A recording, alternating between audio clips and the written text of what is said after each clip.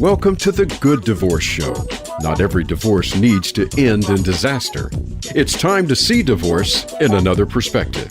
Here to help with that is your host, Karen McNinney.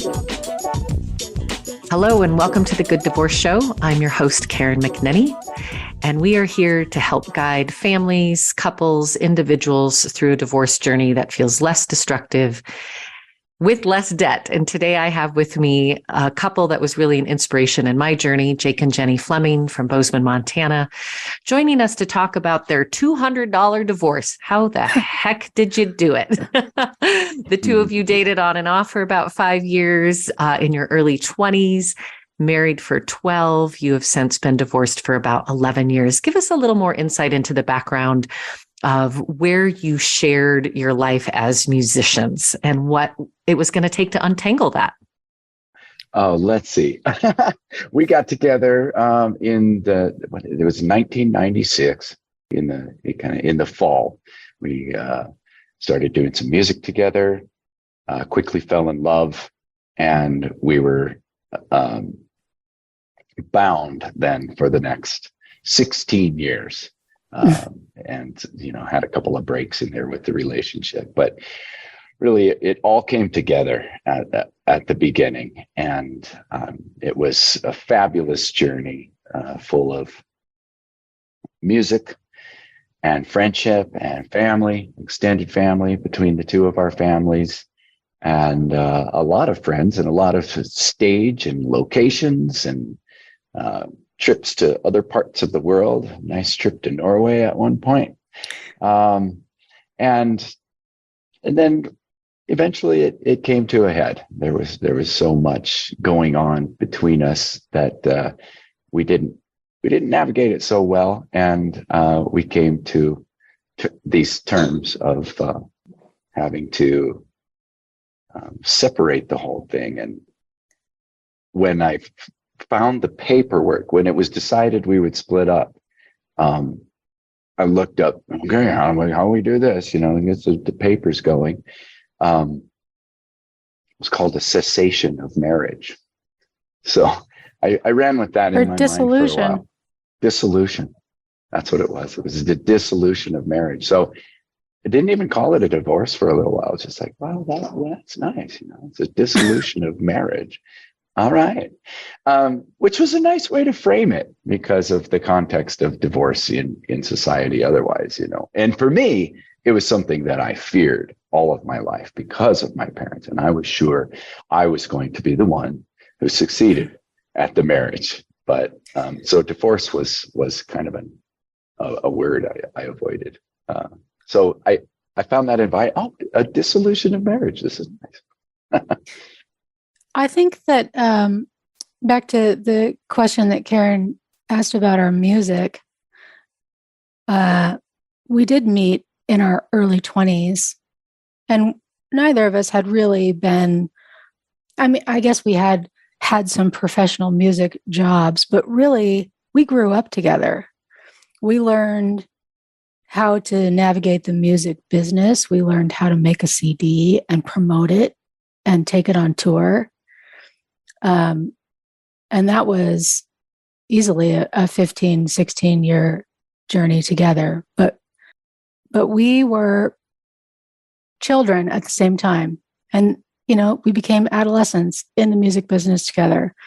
And really, in our community, our small Montana community, we became young adults. And along the way, started teaching our students how to employ this practical music knowledge in the way that we were taught. So I think that even though we didn't have children together, those kinds of bonds that we created between each other, with our bandmates, and with our community were quite strong. I wouldn't say equally as strong as kids. I don't know what that feels like. I don't have kids. But they were quite strong. And I think when it came time for our divorce, I didn't anticipate how how much time we would spend unraveling those bonds that we made as well. Yeah. And Jake, you had mentioned, one of your fears as being an adult child of divorce was to not become a divorced person as well. And ironically, though, at the same time, you had some models. You actually had the visual illustrative stories of how divorce could be done differently. And Jenny, I want to start with you because you were the one coming into the Fleming family and what you saw and how that supported you and lifted you up as you were going through your own journey. And then we'll hear a little bit more about that inside perspective that you had, Jake, as a child of divorce. Well, I come from a family, my parents are still together. Divorce isn't unheard of in my family, but it's pretty rare. And so meeting Jake's family for the first time, I was absolutely blown away. In fact, I might have called you and said, I just met this guy's family for the first time, and I've never seen anything like it. I was there for Christmas. They all gather for Christmas at his dad's house. His dad is remarried. And there are stepchildren. His wife has 3 kids. He had 2 kids, Jake and his brother. And Jake's mother and stepfather were there at his dad's house. And there's a wife in between with 2 kids. And she was there with her 2 kids. And I was flabbergasted that these people could all be in the same room, getting along. I think at one point, Jake's mother and father, who haven't been married for some time, were off together in the kitchen nook talking about who knows what. I just couldn't believe that this existed, that they could be so friendly and supportive and encouraging of each other. And I'm sure that much of their motivation were all these kids, to make sure that the kids felt safe and seen. And I mean, correct me if I'm wrong, but I think those kids went pretty freely between those 3 houses and felt equally as safe at all of them. So yeah, I remember calling you and just being amazed at this thing that I'd never seen before. And while you don't go into a marriage thinking, someday I'm going to have a really friendly, amicable divorce. No one starts with that as the goal. But I cannot discount how powerful it was to see, like you're saying, a different kind of divorce, that life doesn't end with divorce.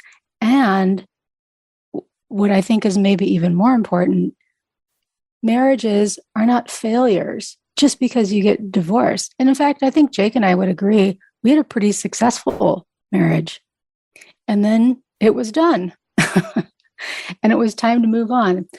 I think one of the harder things for us was knowing how successful our marriage was and that it was done. That was a hard thing to accept. I think that's probably why, Jake was saying that one of the hardest decisions around getting divorced was whether or not to get divorced. It took us a long time to get there. But seeing that that end goal in his family, I think we both just knew that this wasn't going to be a divorce that was full of anger and vitriol. Just wasn't worth it. We wanted to skip to the model that we had seen. That's not to say that Jake didn't have,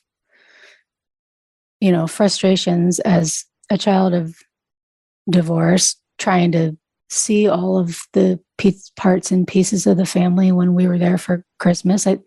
And he can tell you how frustrating it was to be a child of divorce. But not having come from divorce, I thought it was a pretty amazing example. And Jake, what would you add to that perspective and sort of the end. You know, I always say it's never too late to have a good divorce. Even the good ones are painful. Yeah. Yeah. I would hope that everybody experiences some pain, you know, some heartbreak, because if they don't, then they didn't have the love in the first place. And, you know, as this child, I think I was 4 or 5 when that happened with my parents. And I didn't realize it. There was a lot about myself and my life, how I lived it, how I perceived relationships and really the world. Because of that split when I was so young. And these weren't things that I learned until, you know, we were going through our divorce, and I looked into myself and talked to my parents about what was going on before I was born, what was going on, you know, when they were getting their divorce, you know, and what was my atmosphere? Because I wanted to understand it as an adult rather than the child that I was, and the trauma that I'd been working with all of my life. And all I know is that I grew up, I think that I tried to become the missing piece, my father that was gone now. And I was going to fill this gap with the solution, whatever that solution was. So over the rest of my life, just that split wasn't going to take place in my life. I was sure of that. However, I knew that it was possible. It was a huge fear. And I knew that if that happened, then it was not going to be worse than that moment. That moment itself. It was going to be it was going to be a good situation. And I was going to continue to be friends with Jenny. And, you know, and of course I wasn't thinking of this when I was 12, like if I get divorced. After I got married, I'm like, yeah, you know, I would never do that. I would never get on the offensive here and have vitriol, regardless of the circumstances. And then the circumstances got pretty sticky, and I had an opportunity, you know, to bank that up, but never would I have. And I think that is to speak to the examples that Jenny was describing, that my family did it with grace. And that's just who they were. They had kids, and my mom also had a lot of reasons to put in the bank to not want to have anything to do with my dad. And he told me later, he's like, you know, that was you guys. You know, when I left, I remember making a decision. He said, I'm not glad that I did make this decision, but I remember when I when I left, that I decided that if you guys didn't want to have anything to do with me, then that was going to be my lot. That's how it was going to be. So I didn't realize that I was abandoned. I never thought of it like that he was, but he did. He took off, and he was going to be okay with that. But I was not okay with that. So we wanted to see him, and Mom was good with that. They wanted to have this shared relationship. I think they had joint custody. But I was always begging for more time with my dad. So always seeking the solution of togetherness, even when there's a part, you know, when we're not together. I think I had a hope back then that maybe they would come. I did have a hope. I remember that feeling that maybe they'll come back together. Maybe it'll be back together. But over time, that didn't happen. And the wounds healed, or, you know, turned into scars. And I think all that plays into what then happened for Jenny and I when it was time for us to have our divorces. I already knew what to do character-wise and in my heart, and it was really just a matter of that. And so when she said to me, I was ready to change and do whatever, and this was the pivotal turning point for me, where I finally let go and was able to be okay with the divorce, when she said, I love you and you're awesome, but I don't like myself with you. And I was like, well, okay, that's totally different. This isn't about me. This is about you. And if what I can do to help you is to get out of the way, then this is what we got to do. And it was really easy from there. So she said it was real, as Jenny said, and we discussed, that it was really hard to decide to do that. And especially for me, because I never thought that that's something that I would do. But when she was able to very clearly identify that and know that this marriage was no longer a good place for her, then it was easy to let go. And okay, well, let's see what we got to do to do this. And then it was kind of like the same we always did, let's do a project together. The project is the divorce now. So let's get into it. Jeez. And we did, I showed her the paper. Okay. And it was kind of felt like, that same kind of collaborative way that we're really good at. That's what we're great collaborators. And we were great collaborators in music. We were great collaborators in marriage, and we were great collaborators in divorce. And we still remain good collaborators. You do still work together, and we're going to talk a little bit about that. Jenny, highlight both of you, just fill in the gaps for our listeners of what it was that you were unraveling as musicians, your assets, how many albums you had recorded together. You shared a name, you shared an audience. Help us paint a picture of that part of the before. Well, we're from a pretty small town, a small mountain university town, the kind of town where you go down to Main Street and you cannot walk 5 feet without seeing someone and you have to talk to them because that's how you behave in a small town. So the audience that we built, this very loyal, supportive, encouraging audience that really came to every concert we ever gave, were super invested in Jake and I together as a couple. Part of I hate to even describe it like this, but part of our shtick on stage was the banter of a married couple. We'd tell these stories of how a song came to be, and it would start with, we had this, knockdown, drag out fight over how to load the dishwasher, and we didn't speak to each other for the rest of the day. And Jake wrote an apology song for it, and we put it on our album, and here it is. We play, and so those kinds of stories were what people identified with and could relate to, and thus that's the bond that we built with our audience. There were 7 albums. There also was a bass player who was really integral to our success as musicians in this town. He's also from Bozeman. And our deep friendship with him. Our relationship with the bass player is sibling. Like he is family for both of us.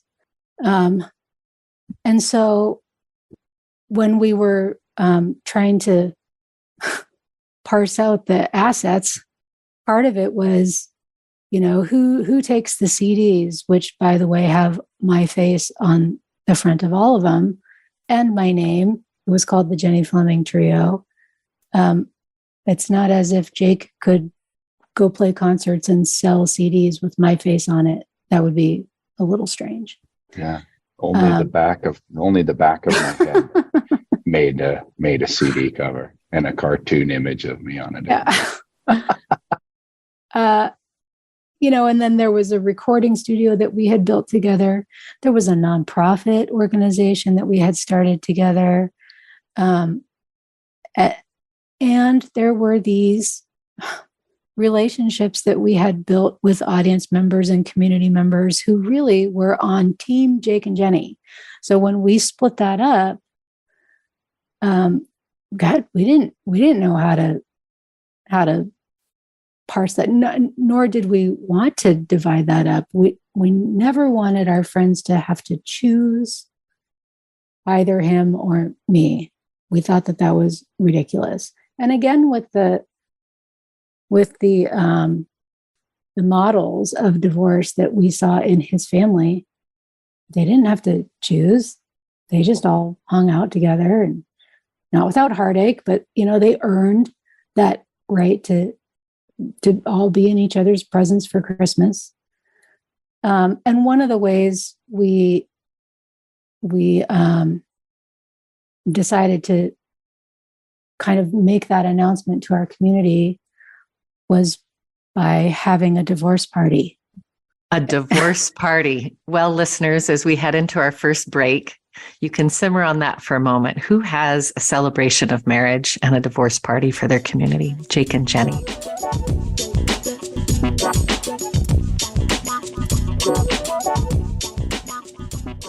Before you call the lawyer, call the Good Divorce Coach. Give your family the gift of working with a certified divorce coach, a co-parenting specialist, and a mediator. Karen McNinney has the knowledge and skills to guide you through the full divorce journey, before, during, and after. It's one thing to get divorced. It's another to be divorced. The Good Divorce Coach will teach you and your partner how to be divorced with less drama, less destruction, and less debt. Visit thegooddivorcecoach.com to get in touch with Karen. Streaming live, the leader in Internet talk radio, voiceamerica.com.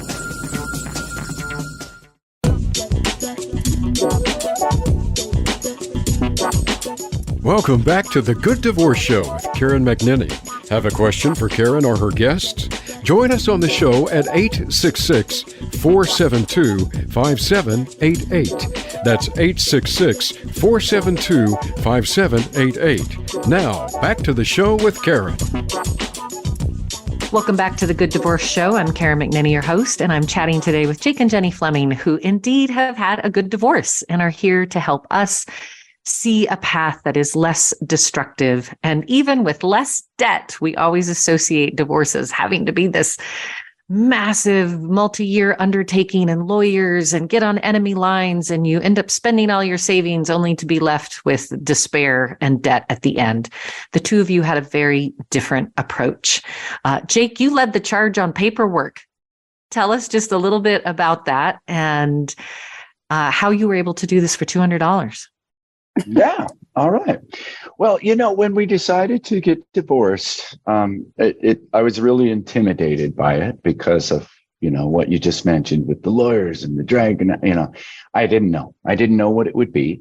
So I just went online and, filing for divorce in Montana. And there was a PDF to download. I thought, well, that's nice. And so I downloaded it and started looking at it, and there was definitely a lot there. And I tell people now, it's so much easier to get into a marriage on paper than to get out of a marriage. Isn't that the truth? And so they want to know everything, and as much of a nuisance as I thought it was, and still have the feelings about.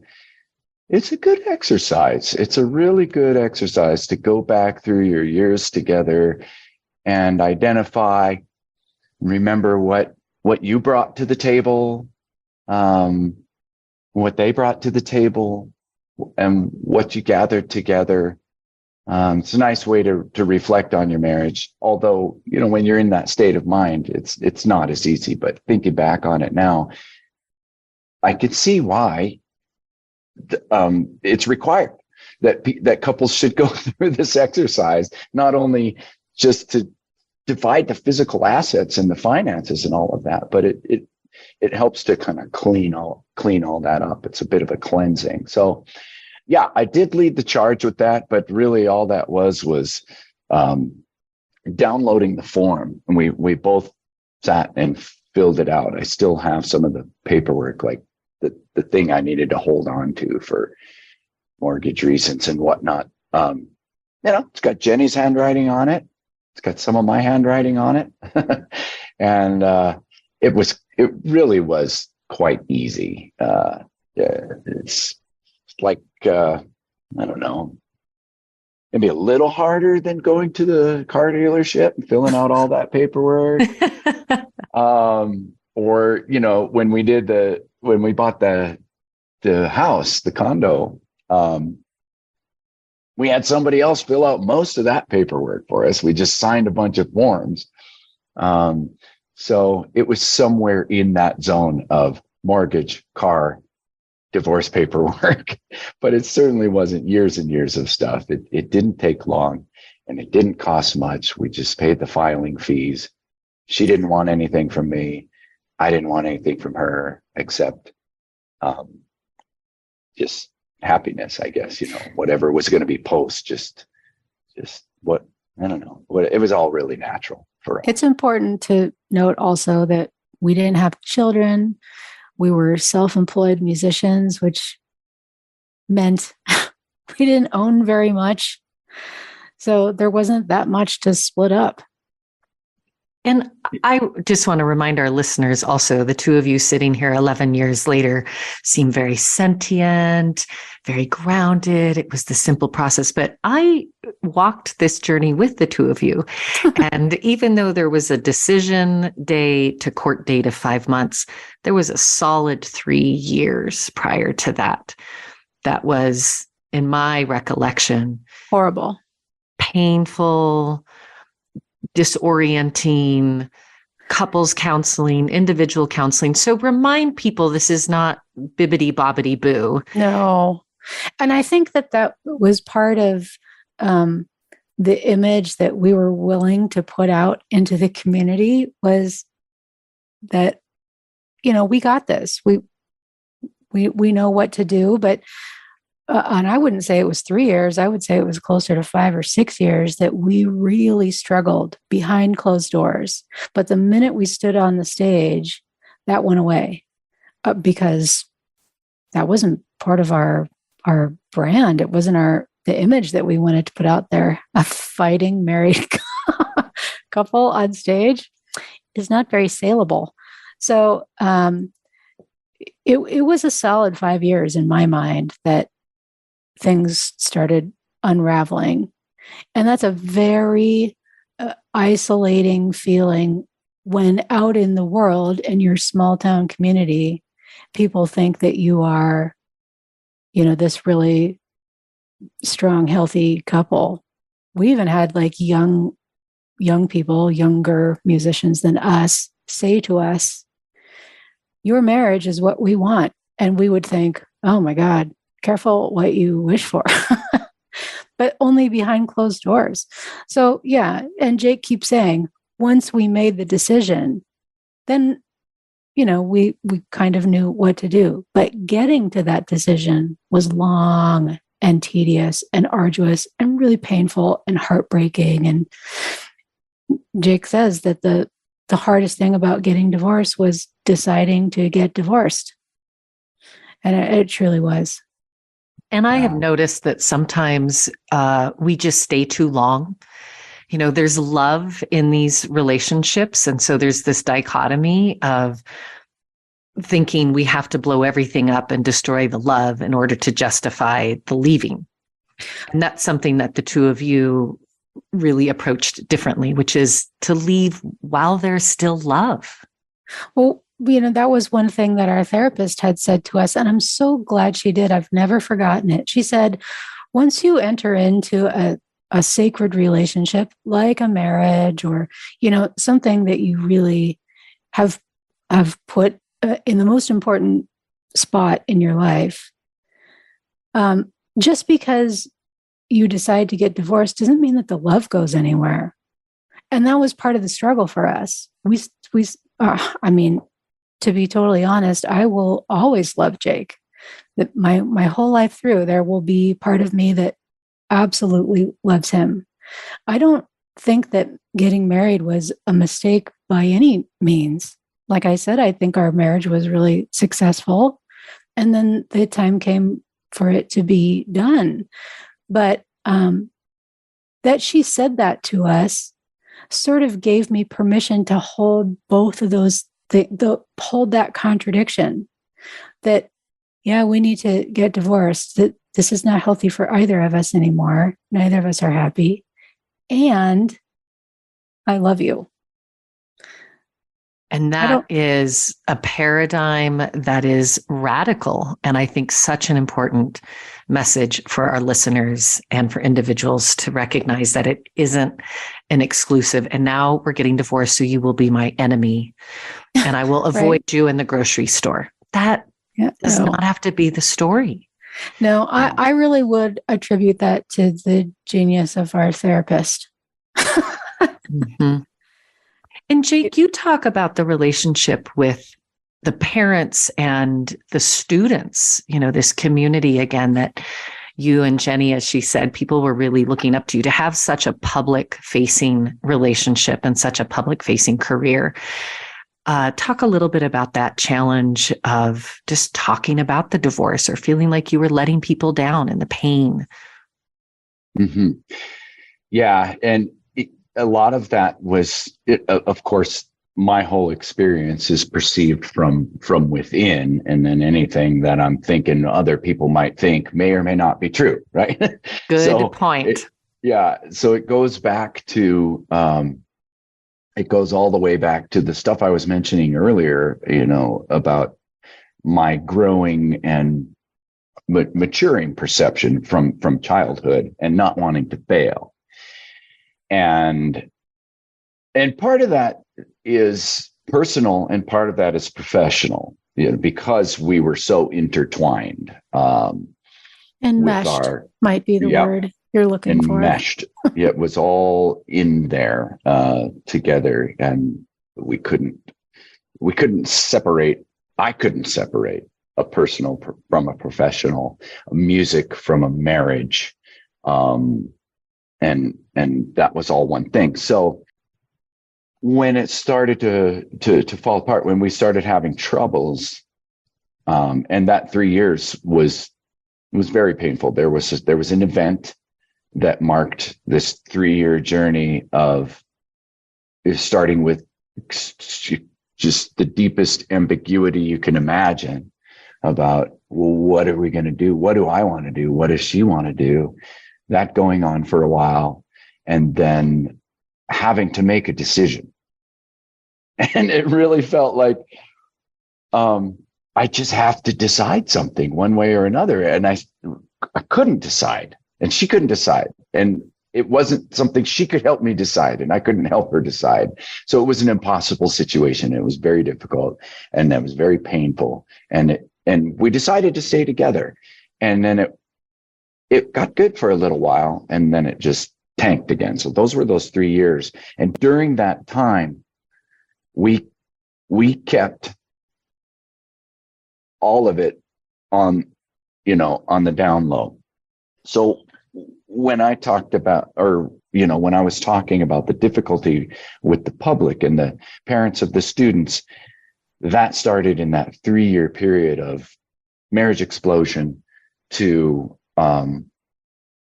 up until the divorce. Had no problem announcing, that this was going to come to a close now, that the marriage was going to end and there was going to be a divorce. It was the part before, when we had an explosion and I needed to retreat to Mexico for a month. I couldn't bring myself to calling my students' parents myself and communicating to them, because I knew I was just going to lose it on the phone. And I would not be able to speak through my pain. And that was my reality. And I knew that. And so we got somebody to help us out with that and to do our communicating for us. And it was off-putting for some of them, for some of the parents who were like, well, we're your friends and your clients. You should have let us know. Don't really like how you handled that. And I was like, sorry, that's how I had to handle it. That was the best we could do at the time. Yeah. And so, yes, I did end up letting a couple of people down. But at the time, I took care of myself. And I'm glad that I did, because I wasn't married to them. I wasn't in business necessarily with them. They were my client. You're always going to lose a few clients. That's okay. So yeah, it was difficult. And this show is about how to remain positive through the whole experience, and not, I would say, not so much about solutions or here's how you do it, but because those situations are impossible. You don't know how to do it. And I remember somebody telling me back then, during that, and it was actually down in Mexico. We met up with some friends down there coincidentally, and we were talking about this, and they had been divorced, and he was down there. He had brought his ex-wife and the child they shared together down to Mexico, and we ran into each other on the beach. It was very serendipitous. And we started talking, and my head was spinning. Like, what does this mean? Is the whole marriage going to change? Am I going to start to have to wrap my head around new ways, new relationships, new ways of being in the marriage? I had no idea, but what he said was, there's all kinds of ways that it can be, and was speaking to that love that's always there that was being discussed here earlier. It's a relationship, and it can take a lot of shapes, and it can take a lot of forms, and those shapes and forms are decided by the two people in the relationship. I think that's the other piece. Like, we're so swayed by what other people think a marriage should look like, or any kind of relationship, or what a divorce should look like, right? Yeah. And how it should be handled and communicated. And I really think that is so accurate in reminding people to not allow their divorce to be hijacked by family members, friends, their community, lawyers. It's a story that those two people are writing, and you can decide how you want to write that story. Yeah. Tell me about the day you went to court. Can the two of you share that story together? Yeah. Well, the night before we went to court, we had a divorce party. Maybe we should start there.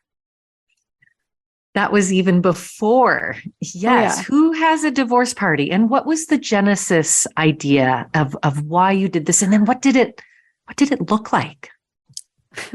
Well, Jake was saying how difficult it was to tell our students that we were going to Mexico. We were having problems, and we needed some time away to really put everything on the table.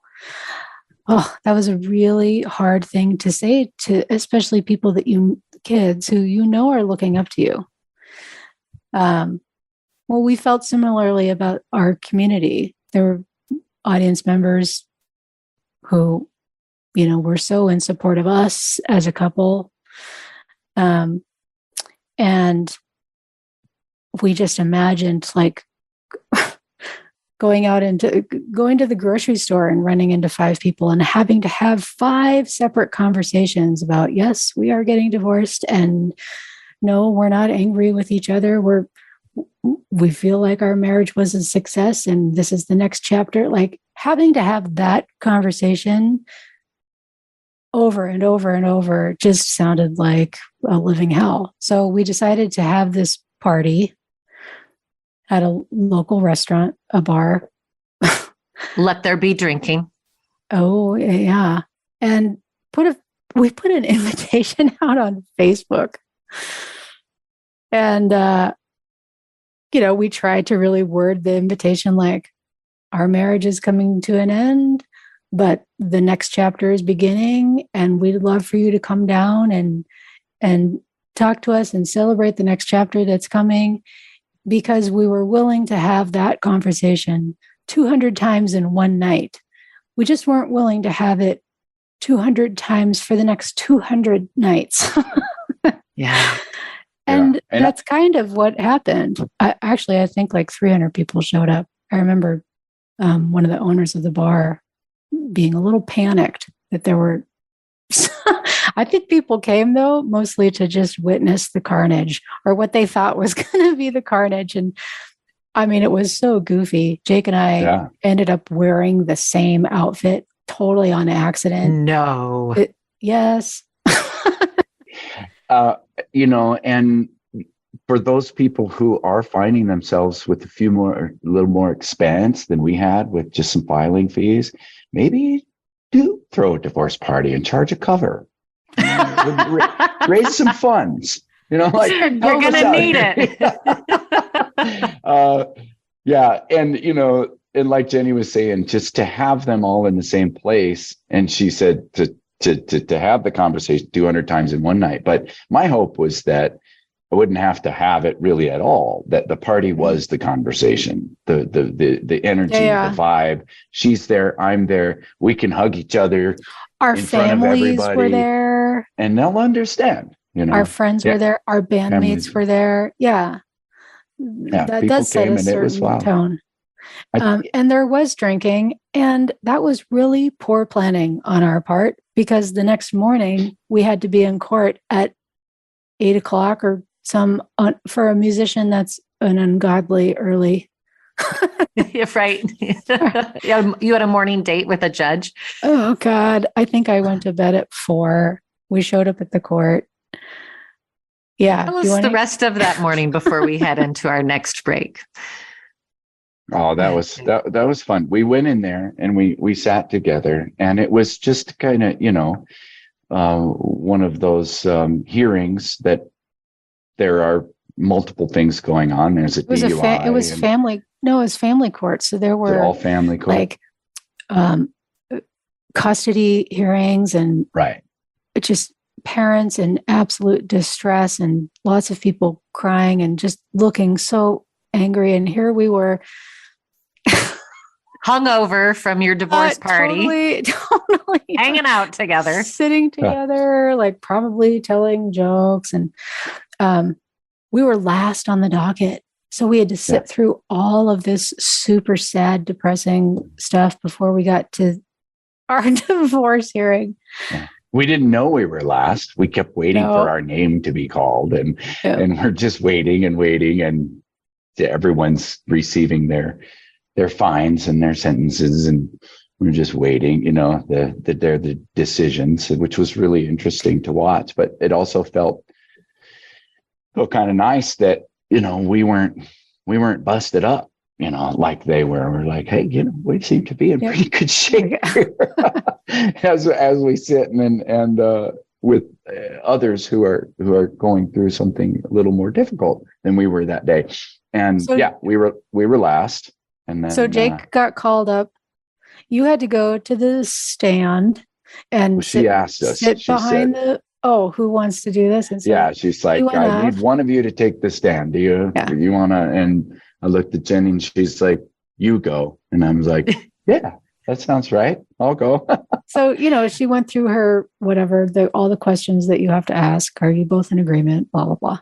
And then at the very end, she says, Mr. and Mrs. Fleming, will you please approach the bench? And I thought, the only reason I know what that means is because of TV. I've seen it on TV. Approach the bench. I know. So we walk up there right in front of her, and she pushed the microphone aside so that it wouldn't record her. All this gets recorded, I don't know, for public record or something. And she pushes the mic aside, and she says to us, I've been a fan of your music for 10 years. I really love what you do. And it's not often that I get to preside over such an amicable divorce. And I hope that this means that you guys will continue to make music together.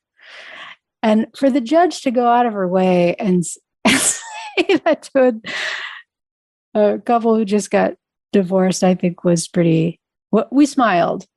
We were appreciative for those words. It was a huge affirmation. Yeah. So after, yes, afterwards, after the hearing, we went out to breakfast with a couple of friends and a bottle of champagne. And we knew the waiter pretty well, again, small town. And we said, hey, can you pop this bottle of champagne for us? And he says, oh, what's the special occasion? And Jake and I said, we just got divorced. And the look on his face, but like a second later, he says, that's great. And he poured a glass for himself, and we all toasted at the table. And it was the weirdest, most bizarre breakfast scene. And yet maybe that's what we need to be normalizing, is that the love and the relationship can transcend. The marriage ended, but the relationship didn't. And certainly the music relationship didn't. And when we come back from our break, we're going to hear about Jake and Jenny's journey over the last 11 years as their families have continued to stand side by side, how they've continued to be collaborators musically and share the stage of not only their life, but also their music. Stay tuned. We'll be back.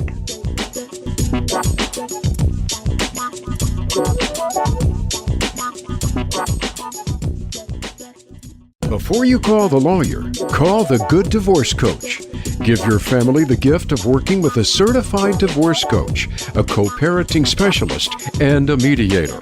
Karen McNinney has the knowledge and skills to guide you through the full divorce journey, before, during, and after. It's one thing to get divorced.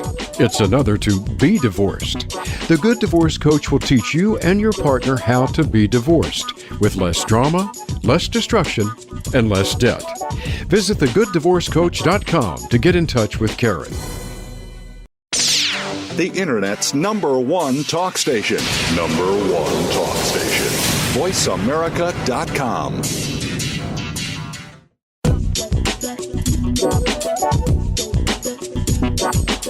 Welcome back to the Good Divorce Show with Karen McNinney. Have a question for Karen or her guests? Join us on the show at 866-472-5788. That's 866-472-5788. Now, back to the show with Karen. Welcome back to the Good Divorce Show. I'm your host, Karen, talking with Jake and Jenny today. Married 12 years, have since been divorced 11. And they had a very active business relationship together, musicians, label. And one of your stories you just shared before the break was the judge taking you aside at the bench and saying, I hope that you will find a way to keep making music. And indeed, you have both continued to make music together and separately. Tell us a bit about how that moved forward, Jenny. We had worked so closely for so many years, doing 7 albums together and touring the country with the trio and some other ensembles as well. And when we got divorced, I knew that there had to be some kind of separation. That group that we started together, I think it just, at that time, at that very emotional time of just having split up, it would have been, I think, too much for me to try and navigate that group together. So we took a break on that one.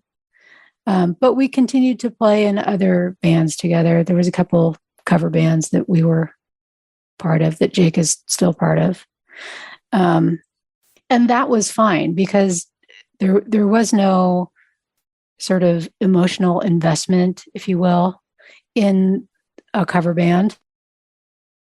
Well, and then there is a twist in the story. As you continue to make music, your lives move on and you also start building new relationships. And one of those relationships that came into your new paradigm was another musician.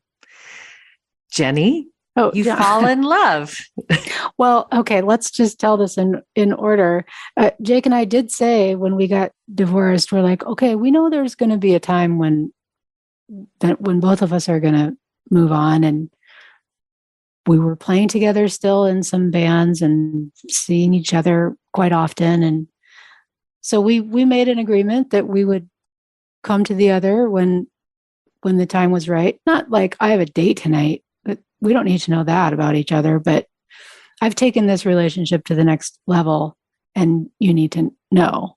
And Jake was the first that he came to me and said, I'm ready to move forward with this relationship. And I think what was interesting, I might have even said this to you, Karen, but I do remember talking to a girlfriend saying, you never know how you're going to feel when that comes up, when your ex-husband says, I've fallen in love with someone else. You very well could be overcome with jealousy or sadness or, I don't know, a million horrible. Oh, it's so emotions. complicated. And you don't know. It's not like I want this person back. I want that marriage back. But there's another layer of grief that sort of gets peeled away that, they are moving on and there may be a more of a happiness somewhere else than what we were able to have. And that is a grief. For sure. But I think that I was so relieved when he came to me and said that he had found someone. My overwhelming response was that I was happy for him. And I think I also knew that he wouldn't have told me that if it wasn't someone that he was super serious with. And this is the woman he ended up having his daughter with. I also, as long as I've known Jake, he has wanted to have kids. And to be totally transparent, this was an annual fight that we would have, that I never wanted children and he always wanted children. And the fight got bigger and bigger every year. And I knew that I couldn't go there. And I had the uterus. So the buck stopped with me. And so when he told me, in fact, I think we ended up driving together to a gig out of town. And that's when he told me that they were pregnant. And I think that's when you know that you actually do love someone. All I could feel for him was happiness, because I knew it was something that he had wanted his whole life, and I couldn't give it to him. So yes, then it was my turn to come to him and say, okay, I've found someone now that I really am clicking with, and you know him. Jake immediately started guessing who it was. Is it la la la? Is it da da da? Did I guess, or did you told me? And no, when I told you, you were super surprised. Yeah, I did not see it coming. He was somebody we were working with. He was playing in a band with us. I'd known him for a long time. It's her partner now, Johnny, and I had my own friendship with him, and he didn't tell me, and she didn't tell me, and they'd been doing that, and but it felt really cool. I was like, all right. But to find out it was somebody who was already in my circle of friends, somebody whose heart I felt like I already knew, and somebody who I knew was going to be devoted, to Jenny and looking out for her heart and loving her. That was a huge relief, because it could have been anybody in the world, but to find out that it was somebody who was grounded in goodness and in music as well. And, a bass player, a real backbone, that made me very happy. And what I really hear both of you, celebrating for each other is that you found that next chapter. Like you said, our marriage, we learned so many skills in our marriage together. We grew as young adults into adults and professionals, and then it was complete. And then there was a next chapter. And for you, it was fatherhood.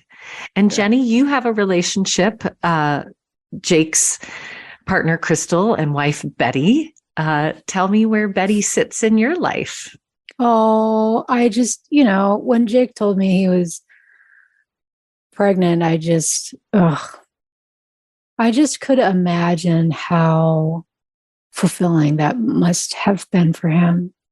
And I loved that kid before she was born. And then she was born and she looks just like him. All of the baby pictures that I'd ever seen of Jake, that was Betty. And, I know that I'm never going to have kids. And I feel I have some students that I spend time with for years on end, and I end up feeling kind of maternal towards them or protective. And that was how I felt about Betty the minute I met her. I felt like her aunt. And again, with the model of good divorce from Jake's family, I knew that I could play that part in her life. I don't doubt that she will always be in my life in some way. It's really extraordinary. As we head towards the end of our time today, I want to ask both of you what you know now that you wish you had known before through this process, and any advice that you would give to our listeners to really be thoughtful about as they pursue their own good divorce journey. It just occurred to me, I was thinking about this question and wondering what I could possibly say, but it just occurred to me that what I wish I could have had faith in is that I'm inside of me and through all of it, my life, the marriage, the divorce, starting the divorce, that I'm Jake, I am who I am. And the same thing that caused me to fall in love, the same being, the same heart, that caused me to fall in love with Jenny and get into the relationship and make great music with her. That's the same thing, the same essence, the same being that I can rely on to get me through the divorce.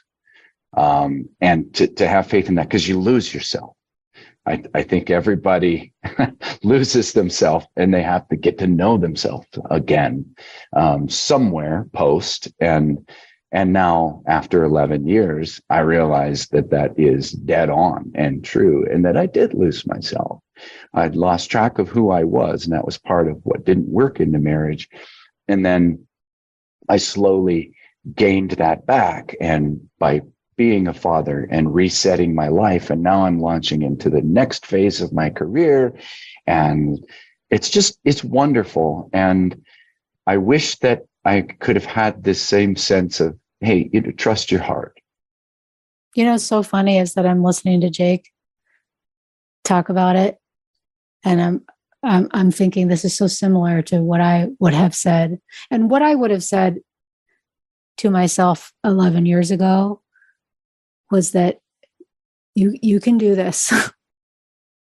One of the best pieces of advice that Jake and I were ever given was by his dad when we were just engaged. He said, you need to promise each other to find new ways to love each other. And when you're in your 20s, you think it's like, keep a date night and keep it interesting. And now that we're divorced 11 years, this is the new way that we have found to love each other. Sometimes you need distance, enough distance between each other. This is the amount of distance that we needed to continue to love each other in a new way. So beautiful. Yeah, I agree with that wholeheartedly. And if you're going to fight for something, fight for simplicity. Make it easy. Don't try to make things harder than they are. It's hard. Take it easy on yourself, and then maybe it'll be easier for the other person. I would assume anyone listening to this program wants it to be easy for themselves, at least. So start there. And if the other person giving you a hard time, maybe they'll follow your lead. I think behavior is contagious. And the two of you brought your best self to the effort. of your divorce journey, your marriage, and now your post-divorce relationship. Jake and Jenny Fleming, truly a model of a good divorce journey. Thank you so much for sharing your heart, your story, your insights, and your music is still out there so people can find you and celebrate the musical gifts that you've brought to each other. So grateful to all of our listeners today for tuning in. May you find your path to a good divorce. And remember, everything will be okay in the end. And if it's not okay, it's not the end.